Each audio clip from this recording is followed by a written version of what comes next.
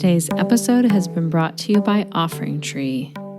Offering Tree makes my life much easier. This is a software that allows yoga students to register, pay for my classes and workshops, but it also goes way beyond that. It automates Zoom links, it simplifies time zones, and all of the event information. It allows me to get students to sign a waiver online before they show up, and it integrates with my existing WordPress website. But if you don't have a website yet, not to worry, they have you covered.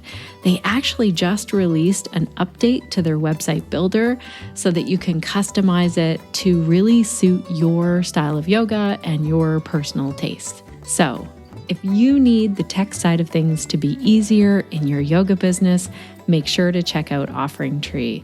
Go to offeringtree.com/Shannon for a special podcast listener discount. Today's episode is also brought to you by Pelvic Health Professionals. This is the other side of my business. We have the podcast here, and then over in Pelvic Health Professionals, it is an online membership for yoga teachers, PTs, movement educators, healthcare professionals, basically anyone who wants to learn more about pelvic health.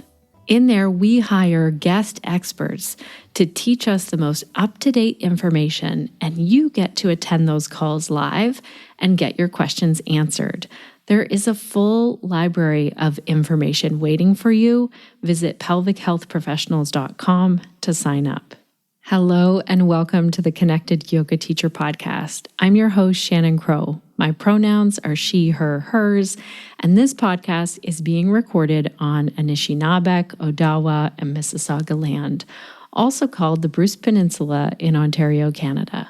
If you are new here, you might not know that I'm also a mom of three, a yoga teacher, and the founder of Pelvic Health Professionals. If you are returning here as a listener who has been here before, my guess is that you know what we're doing.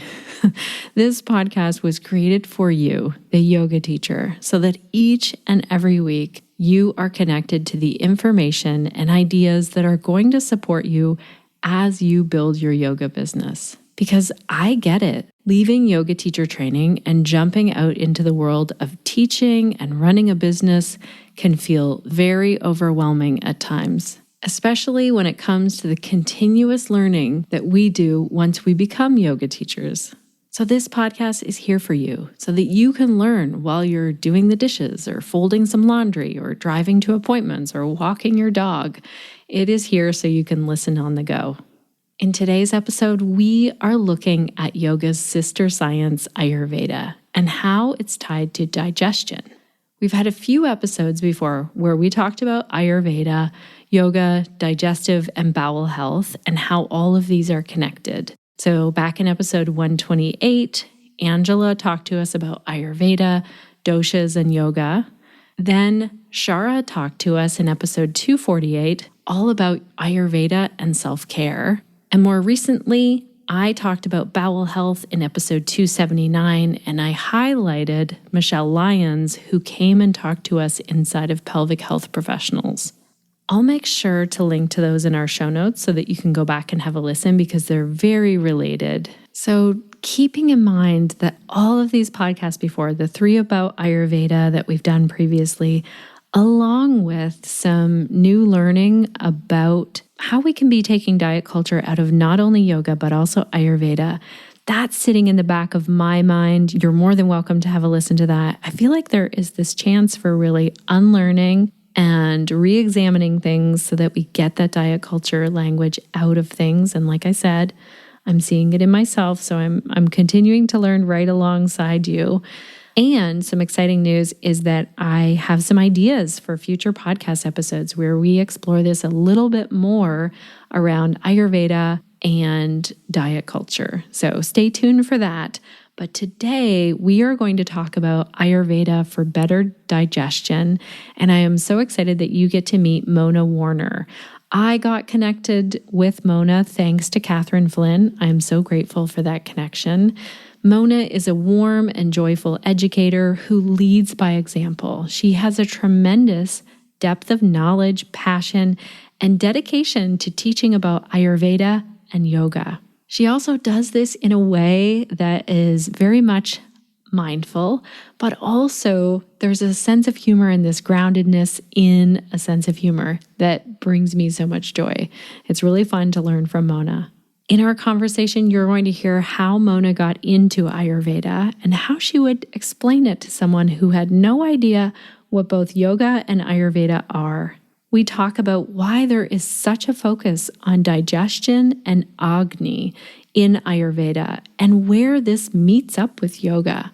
We also talk about prana, being balanced in our lives, why routines and schedules are so important to digestion, and much, much more. I feel like when we start talking about routines and schedules and habits, it's really great timing when it coincides with the new year and bringing that in. So no matter what time of year you're listening to this interview, I think we can always re-examine this. It's a really rich conversation, especially if you're interested in learning more about Ayurveda. So let's dig in and meet Mona.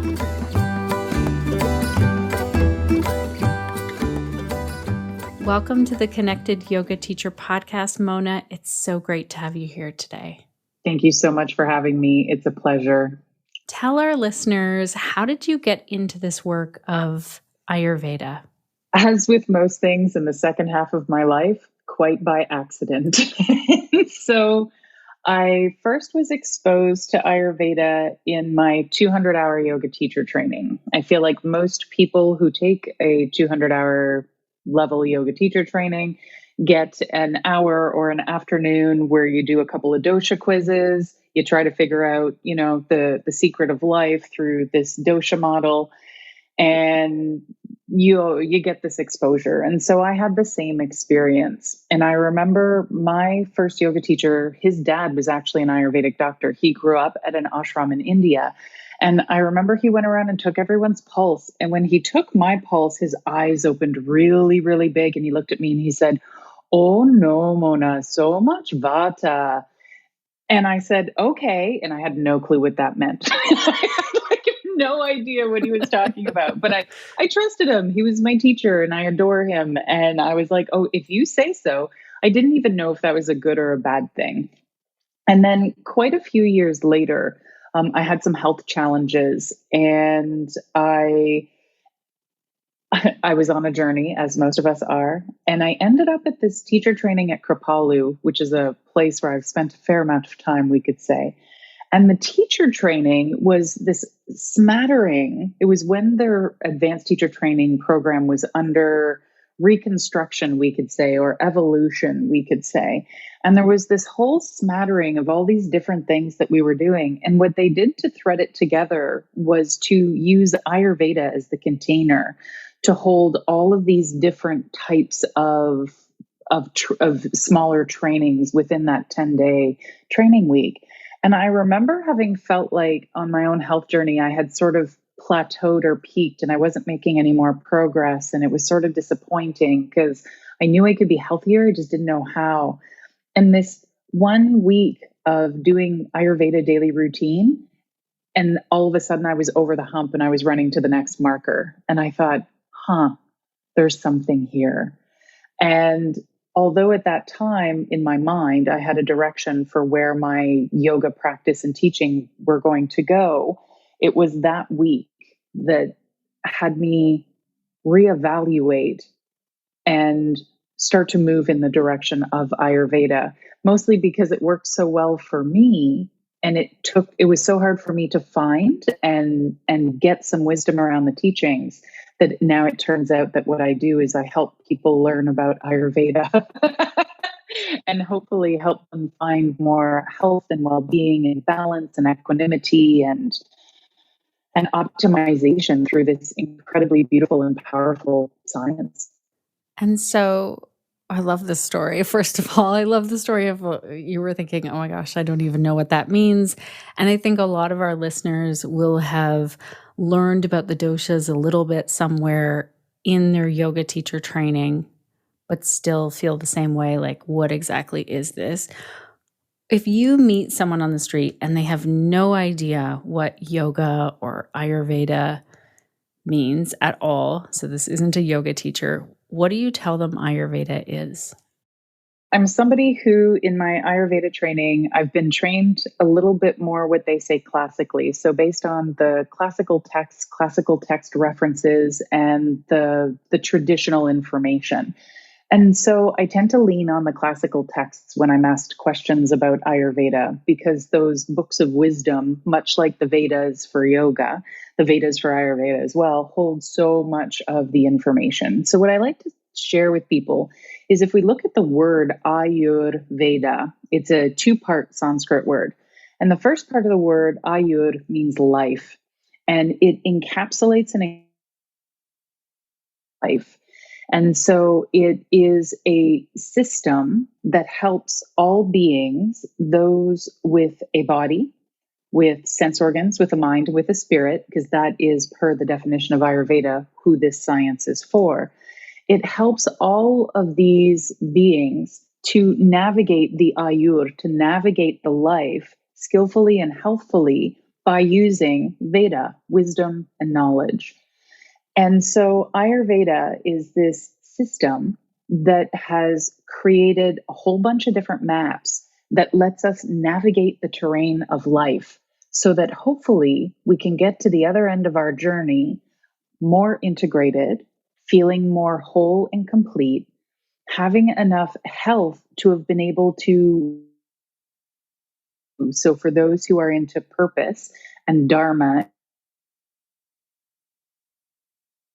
our purpose and dharma.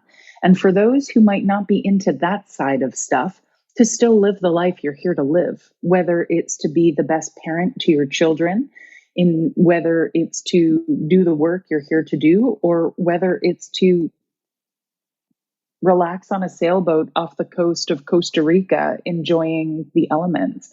Ayurveda has the maps, the tools, and the ability to help us live a fruitful and a health-filled life. I love it so much. Thank you for sharing that, your definition of it and what it means to you. So I was listening to a podcast with you and Susie Haitley, and I'll make sure to link to it in our show notes, where you were talking about digestion and how that relates to Ayurveda and how our bodies work with elimination. And you included 3 things in elimination. Do you want to tell us kind of like the foundation of what we need to know about digestion and elimination before we dive in further? Sure. This idea of digestion and the digestive fire, the digestive potential, is such a core concept in Ayurveda. It is said that if you look back in the Vedas themselves, and the Ayurvedic teachings are, I believe, an Upanishad, or a seat beside some of the Atharva Veda. And the section of the Atharva Veda that has the Ayurvedic teachings actually starts with Om Agni. Om Agni. And much like Patanjali's Yoga Sutras, it's a text about being present and meditation, and it starts with the word Ata, meaning now. It is said that in these classical texts, the first word or the first line is basically a synopsis of the entire text and what it means. And so that the Ayurveda section of the Vedas starts with Om Agni is really potent and very powerful, and tells us the importance of fire in this particular set of Vedic teachings.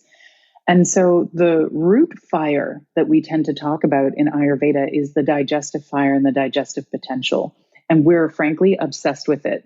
We talk fire, fire, fire, Agni, Agni, Agni, fire, fire, fire, Agni, Agni, Agni, all day, all night, all the time. We dream about it. It's in everything that we do, because our digestive potential, our digestive fire, our Agni, is sort of our inner solar system, right? It's our inner sun in the solar system of our current incarnation. And just like the sun is the center of our solar system and all the planets spin around it, our Agni, our digestive fire, is the sun of our individual solar system or incarnation. And so it is thanks to this digestive potential that we are able to rebuild tissues, that we are able to transform, change, evolve, grow, that we are able to integrate our food, but also our thoughts, our ideas, our emotions, our experiences, and our interactions with others. This fire not only lights up the belly so that we can rebuild tissues, but lights up the mind so that we can work towards evolution and enlightenment. It is such an important factor. Like I said, in Ayurveda, we're obsessed with it, that we are constantly paying attention to so that we can attend to this Agni. So that obviously leads to the question, well, how do I know if my Agni is working well? And one of the things we pay attention to track the Agni, we track things like hunger. Do you get hungry?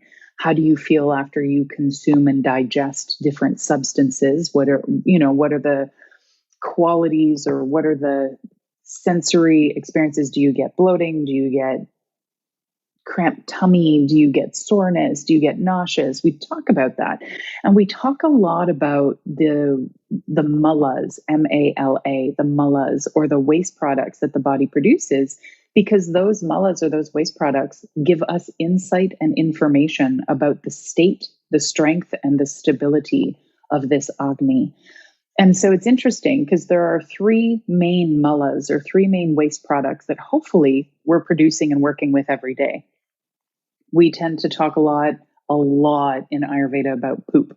And so we talk about the bowel movements because that gives us a lot of information about Agni. So if Agni is the fire of digestion and it sits in your gastrointestinal tract, then the output of your gastrointestinal tract, your feces, is going to give us information about Agni.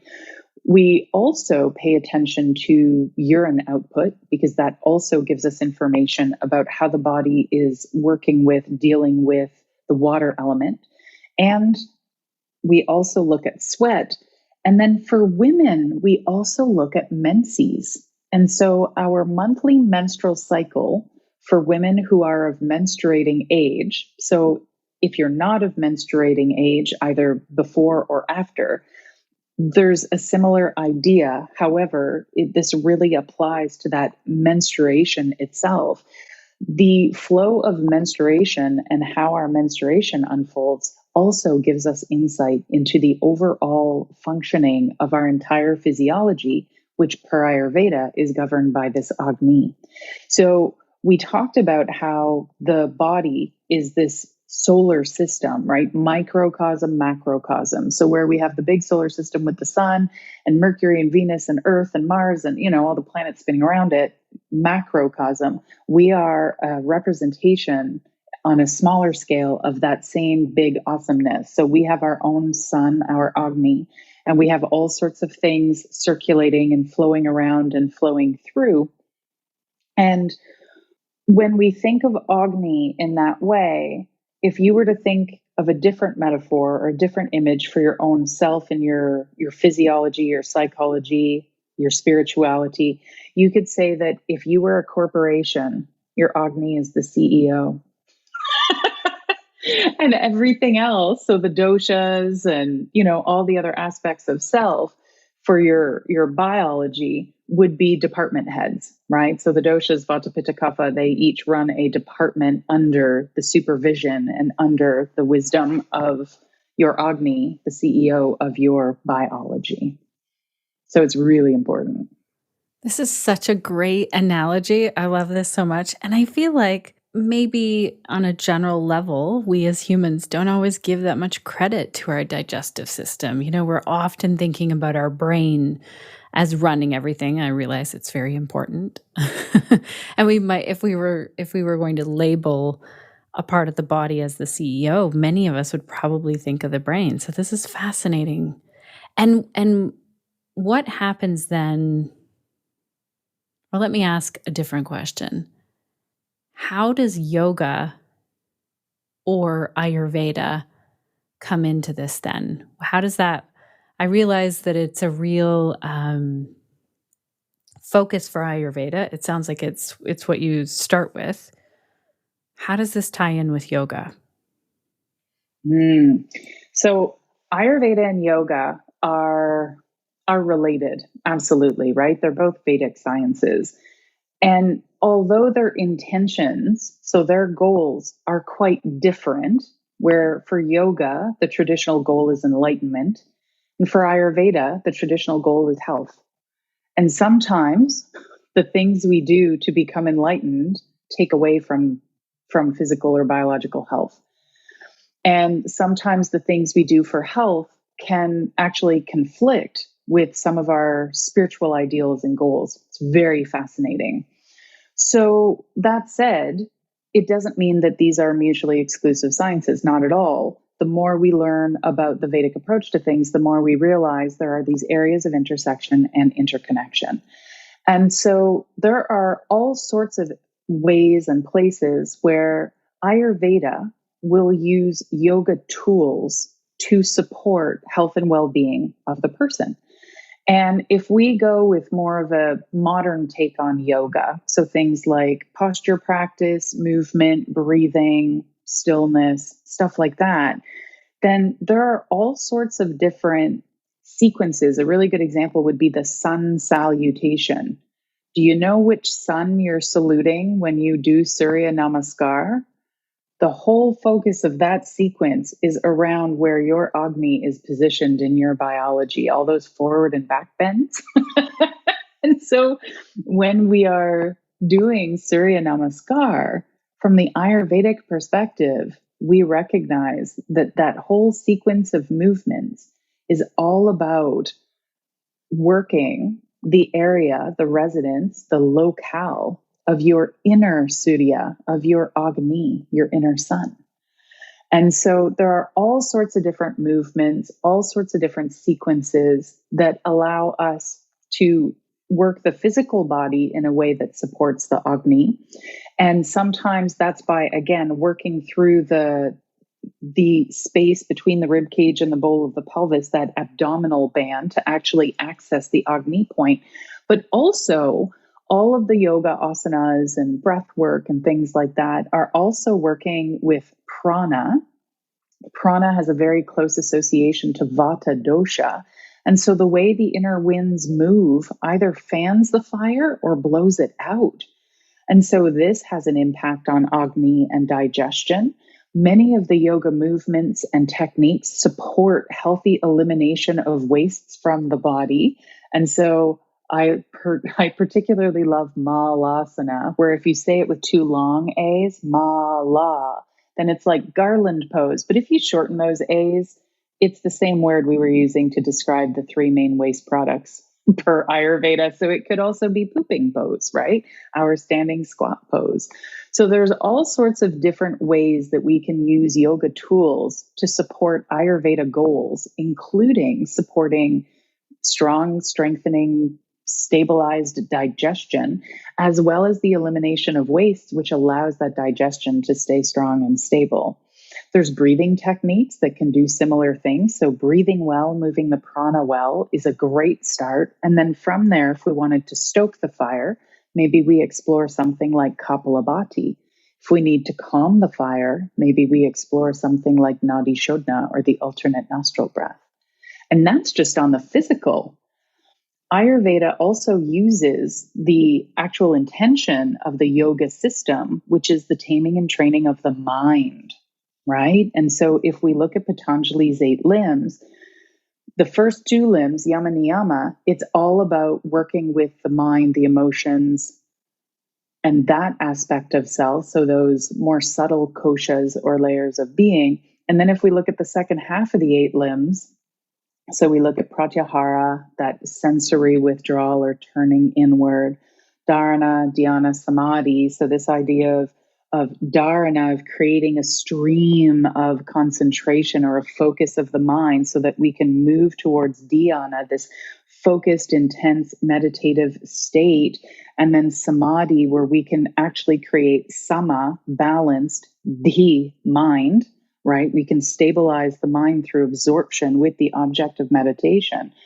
Ayurveda uses this idea of working with the mind through yoga techniques of mantra, meditation, etc., all the time, because so many causative factors of disease actually start in the mind, whether it's that our sense organs are out of control. Like the example they give in a lot of the texts is a horse-drawn chariot, but nobody's steering the horses and they're all just running amok everywhere. Even my Buddhist meditation teacher used to use that as an example, horses running wild as the senses trying to take over. And or whether we're not using our discernment. It's like so many people know I should eat more vegetables, that would be healthy, and they don't. Or, geez, it would be good if I did more movement practice, and they don't. Or the reverse, which is I should probably do less sitting still and less watching Netflix. But they don't, right? Right. They stay where they are. And so yoga tools get used to support the biological functions, but they definitely get used to support the mind, which tends to be this. It's like you were saying, when most people think of the CEO of the biology, they think brain. And for us, we think Agni. However, it's not lost on us. It's just the mind has a huge impact in the choices we make, which has a huge impact on our health, right? The results. Okay, this is so helpful. And I also love something that you said in that interview again with Susie, where you talked about having our foot stuck on the gas pedal or the brake. And is this the same thing with that mind? Is it like we're just go, go, go, on this hamster wheel of life and we never stop? Or we don't want to get off the couch from watching Netflix. Is that what you're talking about with the mind there? Exactly. And so both yoga and Ayurveda use the same language when they're talking about the mind. When we're talking about balanced mind, meditative state of calm, peaceful, harmonious equilibrium, the Sanskrit word we use for that is sattva, sattva, sattva. And if you think of sattva kind of like a pendulum, right? So it has a top point where it connects and then it hangs down. Well, we're constantly moving through this place of balance, but we're also moving to the right and to the left of that balance point. And so when we move to one side, we move into more activity, and we need a certain amount of activity and desire to be active. However, if we keep pulling the pendulum up in that direction, that activity can turn into that go, go, go mode, can turn into restlessness, can turn into agitation, can turn into overwhelm, can turn into anxiety. And then we all spin out. And if the pendulum swings to that side and the higher up we pull it, because we have our foot on the gas and we're like, wee, until all of a sudden we're not. When we let go of the pendulum and it's on that side, it will swing back through the center point, but laws of physics always apply to things in the world of form. And so that pendulum will start to swing in the other direction. So if we have activity and movement on one side, well, on the other side, we start to have stillness and heaviness. And that can lead to fatigue or inertia or stuckness or depression. And we can keep going on that side, which is like the brake pedal. And the idea is that we need both of these energies. The movement energy in Sanskrit is called rajas, and the inertia or the stillness energy on the other side is called tamas. And we need both. However, everybody has a range where that energy serves them. So healthy tamas lets you fall asleep and allows you to rest. Healthy rajas helps you get out of bed and do your day. And we've got that balance point between the two, which is this sattva, this balance, this harmony, this equilibrium. And so the idea, it reminds me of when I used to drive standard. My first car was a standard. And so you had to like clutch and then shift and then pull the foot up and put it back on the brake and then hit the gas. And so the idea is that we need to be able to manage all the pedals so that we don't get stuck with anything on 100% that can't turn off. And that's part of how we can navigate. Because when you're really agitated, the choices you make are likely not going to be your most health promoting choices. And this is the Ayurvedic lens, right? The goal of Ayurveda is health. And if you have your foot on the brake and you're 100% stomped down on the brake, you're also not likely to make the choice that's most conducive to your health, because you've sort of swung, that pendulum is swung in the other direction. And so the idea is the pendulum's going to swing for sure. And we want to keep subtly refining how we're pressing, how much we're pressing, when we're pressing on each of the petals, so we can spend a little bit more time in the middle, a little bit more time in a balanced state of relaxed alertness. And this relaxed alertness is very much like the meditative state that the yogis talk about. This is so good. And I love how we're hanging out in this state when we're making decisions. That makes so much sense to me. Connected yoga teachers, I'm popping in here for a moment to share a very recent experience I had when I was registering for an online workshop. So this is something that I was super excited about. It was with a teacher that I've been learning from for years. And then 5 minutes before the workshop began, I went over to my email to get the link to join the Zoom meeting. And guess what? There was no email containing a link there. I did find an email confirming my payment, but I had no way of joining, and it was like 5 minutes to the workshop. I felt so disappointed in that moment. I had been looking forward to this live workshop all week long. I just felt like crying because I didn't want to do the replay. I really wanted to be there live. And I was started to notice how I felt as someone who signed up for the workshop, but also because I host workshops and I don't want anyone to feel like that when they sign up for my things. So when I was noticing how I was feeling, I was almost upset with the teacher who was hosting it. And I want to say this is not at all fair. She had a tech issue. The payment software she was using wasn't playing nice with her email software. So it's important to note that I realized that it is not fair to place this all on the host of the workshop, but I still was feeling it and I was noticing it because I host workshops. I was also feeling so grateful that I use and love Offering Tree, because that means that when people sign up for my things and they pay, they get the Zoom link and all the event information automatically. So a couple of notes. One, if you're signing up for a workshop, check for the join link hours before, not minutes before, so that you can troubleshoot without panic. I learned that the hard way. I get really used to just jumping on and being like, I'll join 5 minutes ahead of time. And if you're hosting a workshop, find a software like Offering Tree that really eliminates the need to have multiple programs talking to each other. So I love it because people sign up, the Zoom link is there, it grabs their emails. There's no two softwares trying to talk to each other with Offering Tree. Another thing that I just thought of when I was doing this, and I think it will be helpful for you to note, make sure that you can check your email and your social media accounts when you are hosting something like a workshop, a class series, yoga teacher training, so that you can help to troubleshoot those tech issues that people are having. And as you grow your business, maybe have someone else hired to help you in those moments, because it happens to people like 5 minutes before. And the last thing you need when you're hosting a workshop is people emailing you 5 minutes before. That's another reason why I love Offering Tree. They also offer text reminders, which is so handy. You can set up as many reminders as you'd like. So you might send out a reminder that says, hey, we meet tomorrow for the workshop. Just make sure that you find the Zoom link in your email or something like that.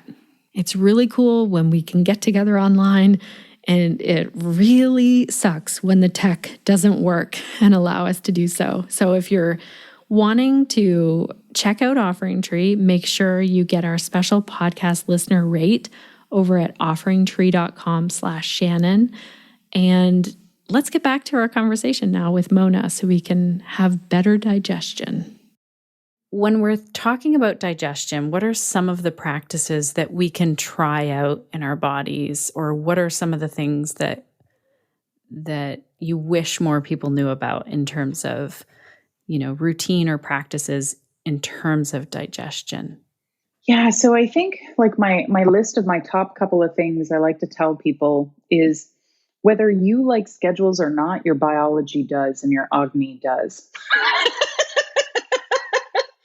My friend Veronica says this thing where she says, welcome to another episode of Ayurveda Ruins Everything. And since I practice so much Ayurveda and I teach so much Ayurveda, I feel like I live in that for people sometimes, where it's like, oh, Mona's coming. She's going to tell us things we don't want to hear.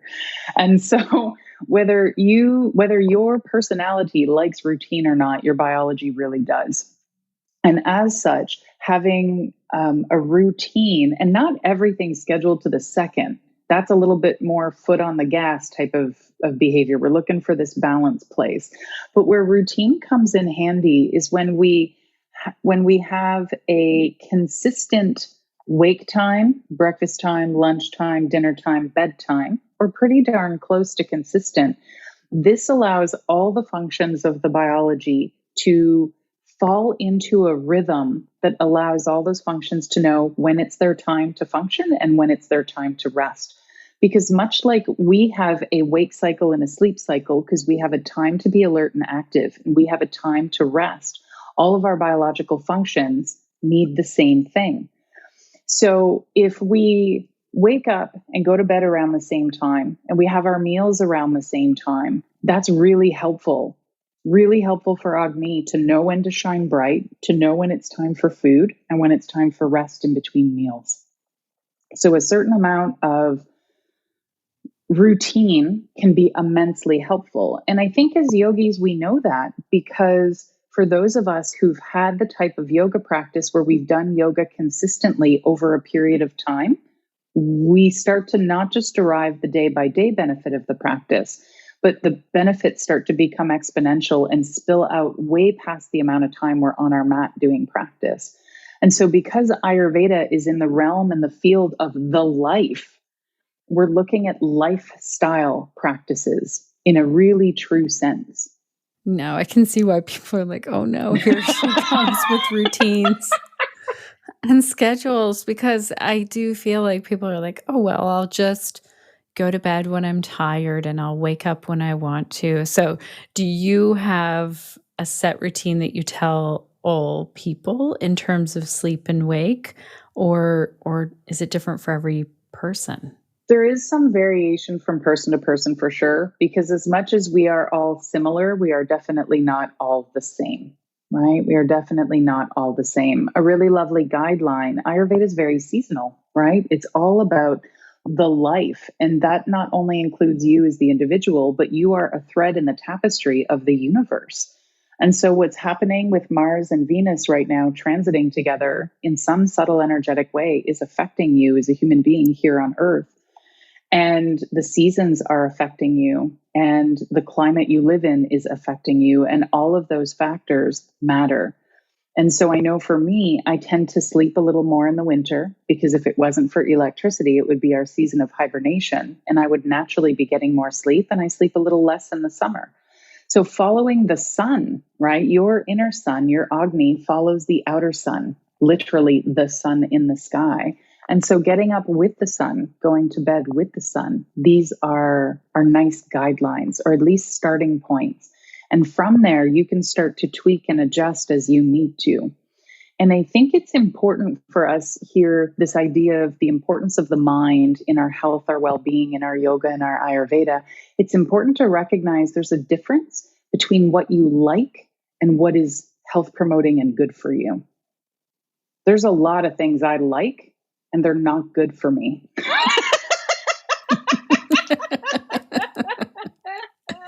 Right. Yeah. It's very true. My favorite thing in the world is chocolate.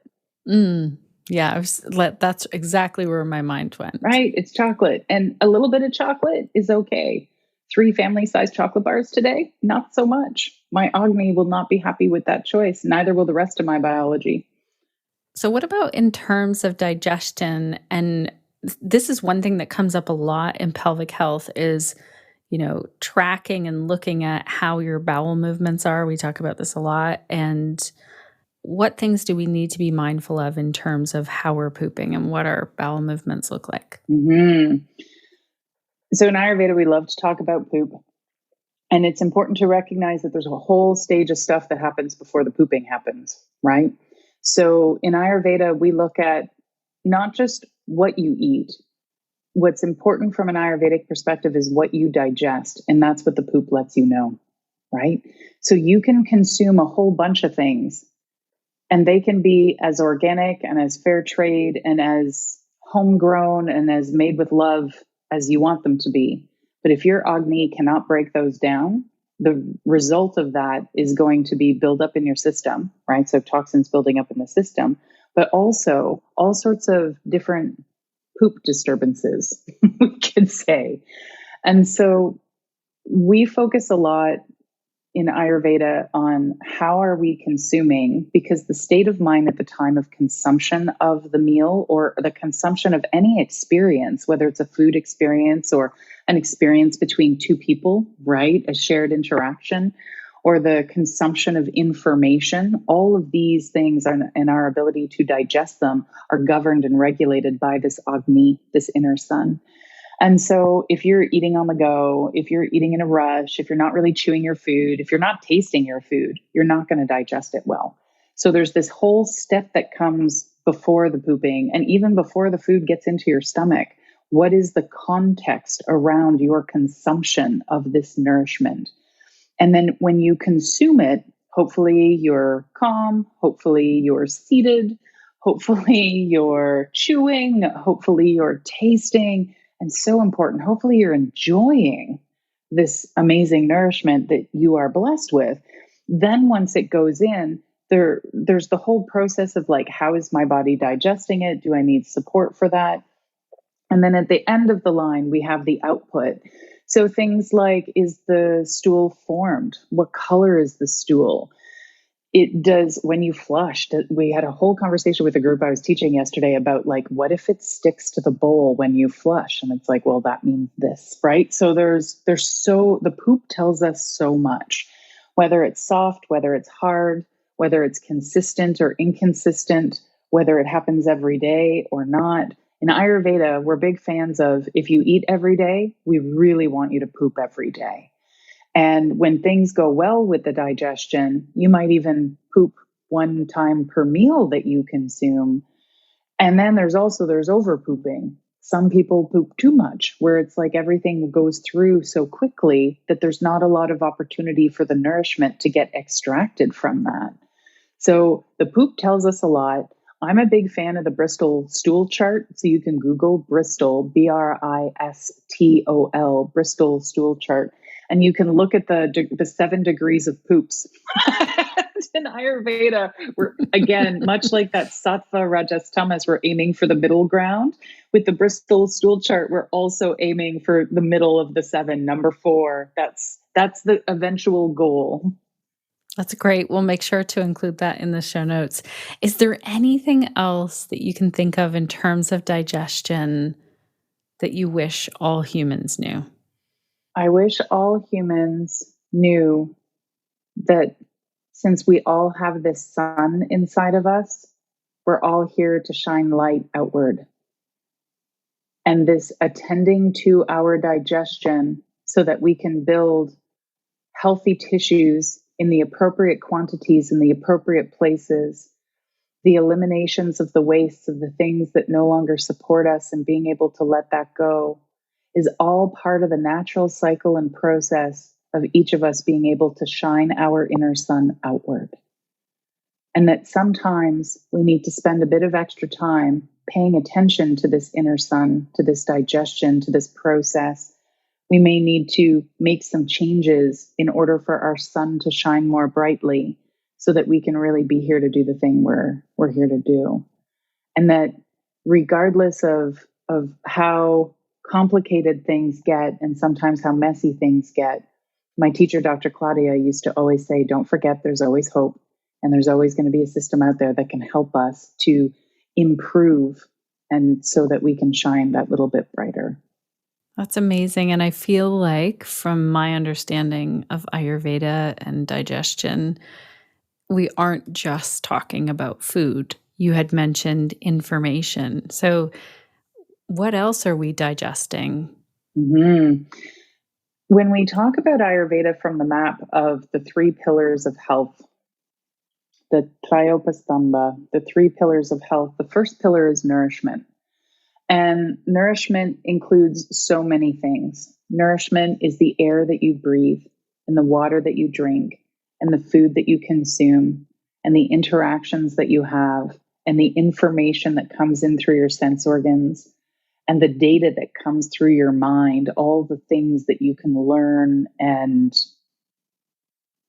expose yourself to, all the relationships that you're a part of, all the interactions, the inspirations, the ideas, all of it has the potential to be nourishing if your Agni can digest it, because it's that digestion that allows you to integrate and allows those experiences, that water, that breath, that food, that conversation to become a part of you, to become the future you. And so if this Agni, if this digestive potential is impaired, and you can't digest the conversation you had with your partner, and you can't actually absorb the water you're drinking, and you can't break down the food that you're consuming, and you can't understand the thing your boss is telling you at work, this has huge impact. And so the idea is we want to create a context where what we consume becomes nourishment. And nourishment at a deep level, it becomes you. It becomes future you. The food you digest becomes future your body. The ideas you digest becomes future your mind. The feelings you feel become future your heart. And so the idea in Ayurveda and the importance of this first pillar of health is that we want to do everything we can to be able to get as much nourishment as possible from our life, from our experiences, from our interaction with our environment. And the linchpin, the kingpin of that is this Agni, this inner sun. If Agni is strong, you will digest all the things. You will digest the emotions. You will digest the information, the ideas. You will digest the information coming in through your sense organs. You will digest the food. You will digest the air and be able to really oxygenate your tissues and pranify your system, for all the yogis in the audience. And if the Agni is compromised in some way, then you won't. So you might consume, but you won't necessarily nourish. So this first pillar of health, this idea of nourishment, and on all levels, as many levels as you can nourish yourself on, this becomes important for our sustenance. And again, our ability to do the thing we're here to do. What are the other two pillars of health then, if the first one is nourishment? I know, right? Doesn't that map make us intrigued? We're like, wait a minute. Wait a second. So the first pillar is nourishment. The second pillar is sleep, which I love. And I think in the West even requires zero introduction. You just have to be sleep deprived by a couple of hours for 2 days in a row. And you're like, oh no, I'm not my optimal self. I am not firing on all cylinders. I'm not sure I'm fit for public consumption. I need more sleep, right? So we get that sleep is really important. And then the third pillar, interestingly, especially for the yogis in the crowd, is the Sanskrit word for it is brahmacharya, which yogis might recognize from Patanjali's Yoga Sutras. The fourth sublimb of the first limb, the yamas, is brahmacharya. And in the context of Ayurveda, brahmacharya can mean a lot of things. It can and sometimes does mean the very classical yoga translation of brahmacharya, which is celibacy. And not because the Ayurvedis are anti-sex. Again, it's the same group of folks that came up with all these Vedic teachings also came up with the Kama Sutra, right? It's not about that. It's really about the preservation of our vital essences and a really deep refilling of our inner wells and resources. And I think this is where that moderation translation came from, right? About 10 years into my yoga experience, brahmacharya, the translation changed from celibacy to moderation. And I know part of it was most people who practice yoga now are more from the householder category than they are from the renunciate category. And so it's like, oh, how do we do this practice while we're living in relation to our environment in a different way than the renunciates? But from the Ayurvedic perspective, this idea of brahmacharya is really about understanding your own inner resources, how much you have, how to build those, what uses those inner resources, and then managing that skillfully so that we don't end up depleted. We don't end up exhausted. We don't end up in all sorts of different situations that hamper our ability to play the role we're here to play in our lives, whether it's the role of mom or the role of wife or husband or partner, or the role of child, or the role of podcaster, the role of Ayurvedic practitioner, like however it is we show up in our lives, that we give back to the world, that we shine this inner sun, we need resources to do that. And all three pillars, what's really cool is if you figure out your nourishment piece, it will support you in sleeping better, and it will give you more resources to manage and use. And if you learn to manage your resources well, you will sleep better, and it will help you to feel more nourished. And if you figure out sleep, then it will actually support your digestion and nourishment, as well as give you more resources. So the three pillars really lean on each other. And by working on any one of the three pillars, you're actually working on all three pillars simultaneously. This is how brilliant the Ayurveda people are, not sure which to say. Right. Oh, this is so good. And I feel like, here we are living in still times of a pandemic, years into a pandemic. You and I are both Canadian. I feel like in the last month, we've had a lot of challenges here in Canada as we talk in February of 2022. And I feel like all of this comes into play in just day to day, dealing with what it's like to live in a pandemic. How are you? I know you're working with people. How are you seeing people right now? How are people doing? So it's two questions, and I'll answer. I'm seeing people in any way I'm able to see people. So I do see some people still in person, but a lot of my clients are actually all over Canada, the US, and Europe. So I do a lot of telemedicine, is what we call it here at the clinic.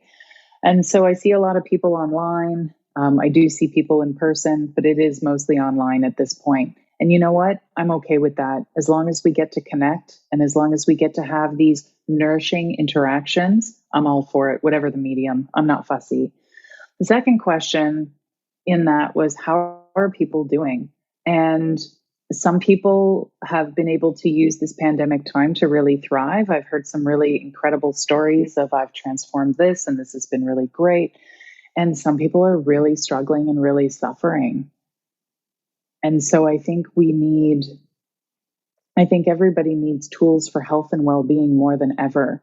And at the very beginning of the pandemic, one of the first things that happened for us here in Ontario was, it's almost been a year actually, because it was March 16th of 2020. So we're coming up on the 2-year of the first official lockdown.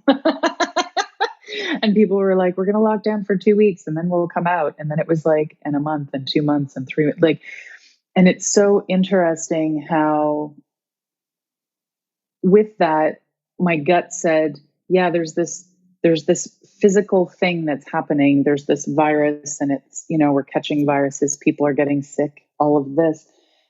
And yet the way it all unfolded, my gut was like, and then there's going to be the mental health pandemic that comes as a result of just this whole thing, and how long we've had to sustain and endure something this heavy and this challenging. And I know for some people, again, they thrived in the pandemic, but that's really not everyone's story. A lot of people have really suffered greatly and have had to keep holding that for a really long time. And so this lends itself to this idea of the three pillars, right?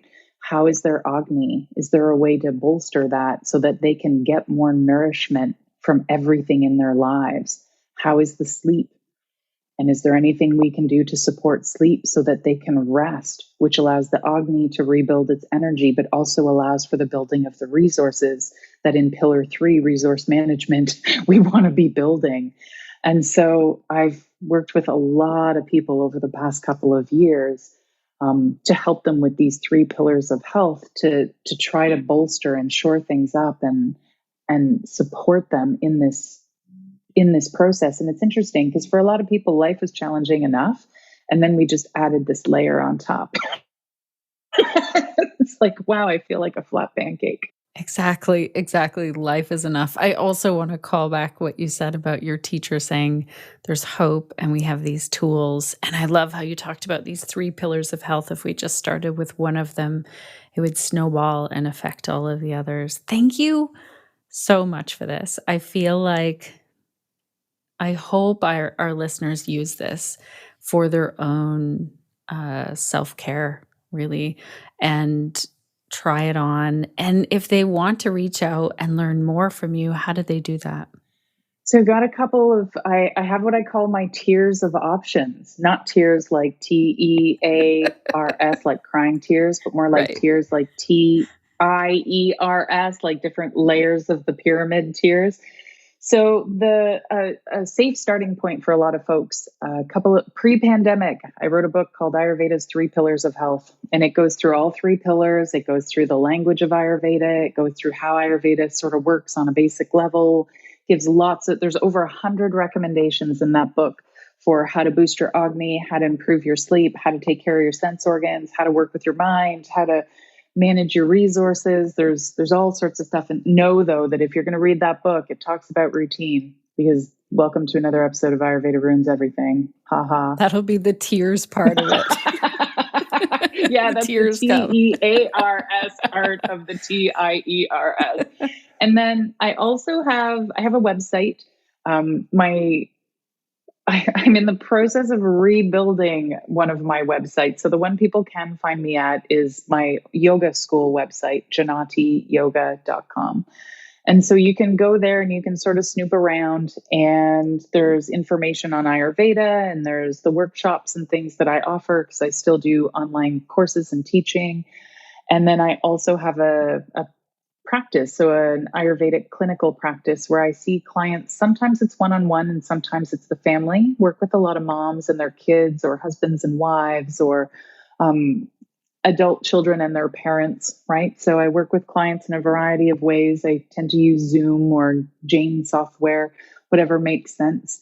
And so there's a couple of different ways that folks can search me out. I think if you Google Mona Warner Ayurveda, it should be the only one that comes up. Perfect. We'll make sure to include those links. And I encourage our yoga teachers to check out your resources. I saw your books on your website. There's lots for them to take in as well. Thank you so much for your time today. Thank you so much for having me. It's been a pleasure.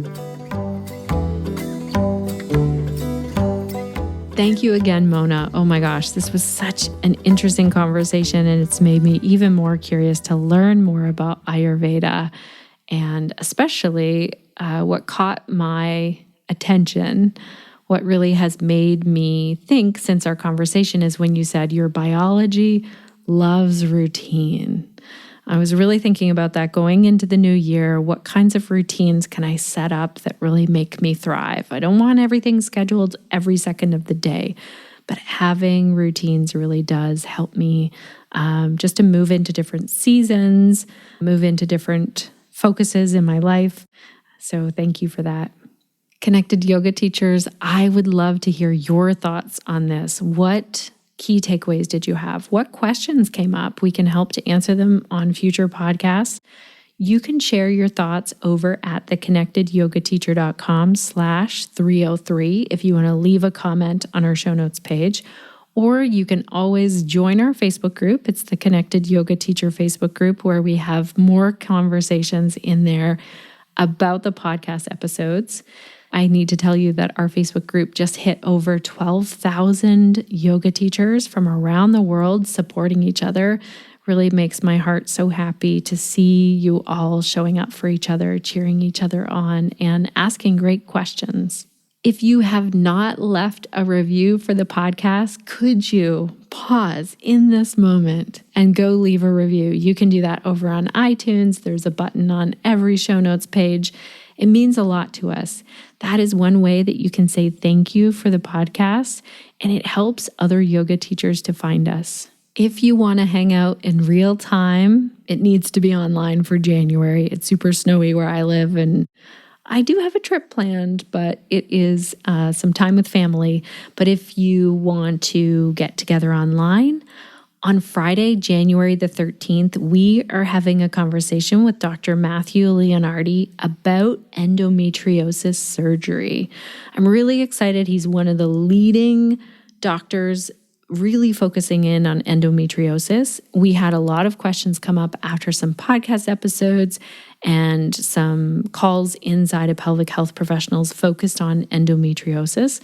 So join us in January. Now, if you're listening to this and it's past January 13th of 2023, not to worry. You can still watch the replay and see all of the notes there. We take the notes for you. Check that out over at pelvichealthprofessionals.com. Also, if you decide to join Pelvic Health Professionals, you have access to everything else in the library. You can see all of the calls that we've done since we started, and we take all of the notes for you. There's a way to search for every single call. There's a way to download the audio and take it with you on the go. When members ask us, hey, could you provide this? We really try and figure out how to do that. You can check it out for the whole month, see how you like it in there, and then you can decide, is this something that I want to renew for the next month, or do I want to sign up for an entire year? We really leave that up to you, and you have 30 days to check it out. You can ask for a full refund at the end of those 30 days if you're not happy with it, because we know that it's pretty amazing over there and our members love it. So that's pelvichealthprofessionals.com. Lastly, I want to say for all of you who are getting ready to gear up for the end of the year, spending time with family and friends, I just really appreciate that you are here hanging out and listening to today's episode. If this is reaching you in real time, it is getting near the end of December, and our team over here is so grateful for your time. Speaking of our team, shout out of thanks to Crunch, Suzanne, and Sinead for making today's podcast possible. They are an amazing group of people. They're really into supporting yoga teachers, supporting our community, and I am so grateful for them. If you want to see the faces of our team, or you want to find out more about them, or maybe you want to hire them to help you with your work, writing or audio editing or supporting your community, I will put a link in our show notes, theconnectedyogateacher.com/about. That will lead you right to our team page, and you can meet everyone who works over here. Also, I want to say that if this is holiday time for you, and that feels like a difficult time of year, you are not alone. We are here with you. We're going to keep releasing podcasts over the holidays. We're not taking a break over here. We're going to really dig right in come the end of the year and the new year. I'm very excited about our conversation that I'm going to share with you next week. I'm keeping it a total surprise, but there's lots of listening time coming up. So if that makes your holiday time a little more easeful, we're grateful. If you take a break, all of the podcasts will be here when you come back to listening. And I just want to send out my gratitude to you for listening all the way until the end today. And I also would love to hear what you will be doing this week to stay connected to yourself, your yoga practice, and to your community so that you can share the yoga that lights you up.